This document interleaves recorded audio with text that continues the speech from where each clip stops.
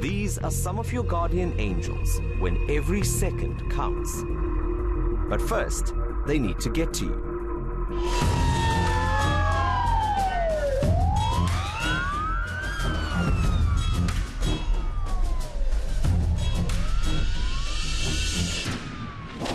IPSS and Reaction Unit SA have become household names in the medical and security sectors in KwaZulu-Natal. We got to ride shotgun with them to find out what goes into choosing a response vehicle. So let's check out the kit. And over here we have a fully fledged command center. So we've got a... And you just turned it into a command center in a matter of seconds? 100%. I guess the boot space comes in handy in this car. You've got it filled up. Definitely, yeah. I need a place for all this equipment.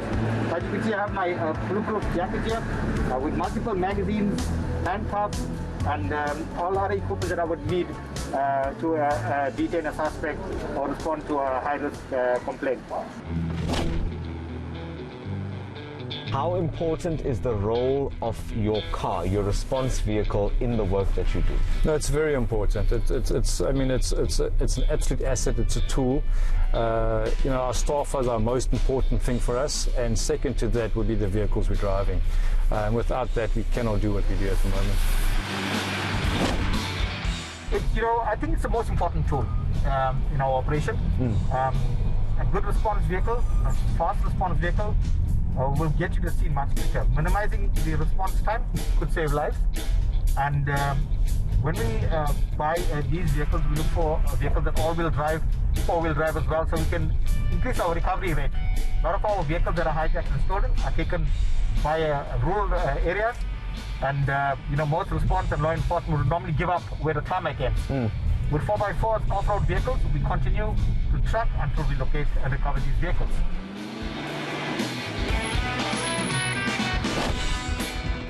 Do you think that there's another vehicle that you could do this kind of work in as comfortably? No, I wouldn't say so. I've driven a fair amount of 4x4 vehicles, and this is by far my favorite. It's extremely reliable. I trust it, and I wouldn't choose anything else over it. Look, comfort is not necessarily a priority in this vehicle, I can tell you that. No, it does feel like you're sitting on a church bench.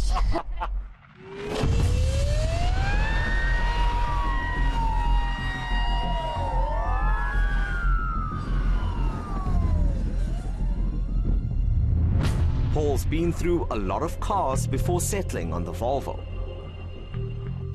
Safety is a priority one for us in the company.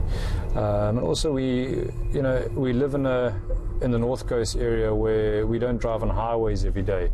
So going off onto off-roading, the beach, sugarcane roads, we have a lot of mountain bike tracks and things like that. So we need a vehicle that's able to do all of those things without giving us any hassles. Now, I wouldn't ordinarily think Volvo. No, so it's actually a very funny story. When we started the partnership deal with Volvo, I was always, Volvo was granddad's car. Yes, exactly, that's what I was thinking. And we weren't very excited in the beginning, but I mean, we've been driving some good cars. We had the STs, the Fortuners, we had Porsche Cayennes as response cars, and out of all of those, every one of those cars had their positives and their negatives. The Volvo XC90 has honestly been the best for me, from a comfort point of view to a safety point of view, off-road capabilities. Some notable cars have sported the simple red reaction unit branding over the years. I take it that this is your flagship response vehicle. This is it, yes. Why? What makes it so special? Well, the speed. I love the speed. We need, to get to the scenes quicker. Yeah. We need to minimize our response time, and this vehicle does all of that for me. So the BMW X6M had all those features that I was looking for, and it was an easy choice, And it's a comfortable car to be in, right? Fantastic. I live in my work vehicles. I work every day, all the time. I'm on call 24/7, and I prefer that my work vehicle be the best, as compared to any private vehicle that I own.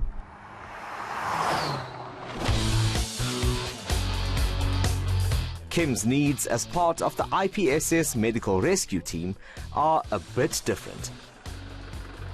They can carry a lot of weight. I think 1.3 tons is their payload, and they can tow 3.5 tons. So towing a boat to a rescue is not an issue at all. You can easily launch these on the beach, just put it in low range. And you're talking about a V6 motor here, right? This is a V6 petrol, yes. And that's why it's so thirsty. It is indeed. So how big does your bank balance have to be when you get to the petrol pump? I think the most fuel I've put in this vehicle was 2,500 rand. 2,500 rand. Or close to, yeah. I'm with the crew from IPSS and we're making our way towards the border. You'll remember I did take that trip to Beira with you just about 2 years ago. And what did we spend?